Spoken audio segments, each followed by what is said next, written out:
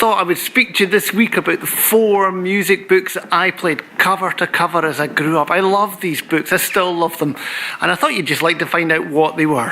The main shop I used to buy everything from was Ray McIntosh in Edinburgh. It was an amazing book with loads of dusty shelves. And basically, Ray McIntosh was a really old bookshop, 160 years I think it's been around, and it was opened by a Mr. Ray and Mr. McIntosh. It started in George Street in Edinburgh and eventually moved to Queensferry Street in Edinburgh, and it's not there anymore, it's just round the corner. It used to sell audio as well, and I remember going in there and buying Home Is Where the Van Is by the Battlefield Band, the first time I ever used my own money to buy trad music, and still love that album. The first book, and still one of my most favourite books ever, is The Scottish Violinist by J. Scott Skinner. This book, published by Bailey in Ferguson, it's basically a compilation all of J. Scott Skinner's best bits. For those of you who knows J. Scott Skinner's work, there aren't many bad bits at all. I just love all the tunes in this collection. It features brilliant tunes, but all these tunes have got these great variations, which really encouraged me to think about my own composition. I played this book cover to cover thousands of times and continue to do so, even though I've got other J. Scott Skinner collections now. It's a brilliant starting point, and I wouldn't be the musician I am without it. The next book that I use all the time, as you can see, is well thumbed, is the O'Neill's Music of Ireland.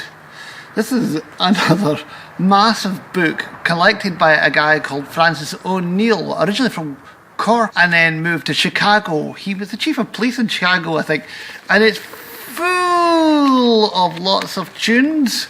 There's lots of doublings and there's lots of strange versions of it due to sort of early printing press stuff and everything. But it's a wonderful book. I got so many tunes out of it. It's great for session tunes, but it's also lots of hidden gems in it as well.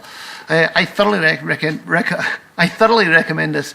I believe the great fiddler Liz Doherty did a revision of it not so long ago. Definitely worth a purchase and learning from.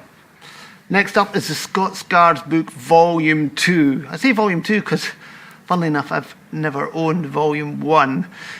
And I don't even know how this got into my hands. It's a fabulous collection of music, and I've used so many of the reels, jigs, and hornpipes on many records. Actually, interestingly, through this book, I didn't really know that a Scottish pipe hornpipe, which is interestingly in 2/4, is different from, say, an Irish hornpipe, like Harvest Home. It's a great book. The jigs are particularly fantastic in it as well. Definitely worth a purchase. And I'm sure Volume 1's good as well. This last book in today's selection of books is the Airs and Melodies Peculiar to the Highlands of Scotland and the Isles by Captain Simon Fraser. And as you see, it has been very well played. It's totally fallen to bits. It's another book that brought me tunes that I don't think I'd really heard before. They're West Coast tunes in this. There's a few tunes that creep into from around the country, but actually this is where I first heard Gaelic slow airs like Mary Bannog, which I recorded with Shawnee back in 1989. It's full of really quite different reels, airs. It shows that the West Coast music is very different from the East Coast music, but just as beautiful. The tune I'm going to play for you this week is the Duke of Fife's Welcome to Deeside, and I originally learnt it in J. Scott Skinner's The Scottish Violinist. It's one of these tunes that I've had so much fun with over the years. I remember and still play it with the Wrigley sisters from Orkney. We just smile, and lots of sessions, played it slow, played it fast. I actually looked up who the Duke of Fife was, and his name, this particular Duke of Fife, was James Carnegie. It was an earldom that started in 1633 by Charles I. He was given it by Charles I, and then it went through many things, and this must have been in about the 1900s when this tune was written. Interestingly, the title was passed to him through his mother, which is quite unusual. Anyway, this is the Duke of Fife, Welcome to Deeside.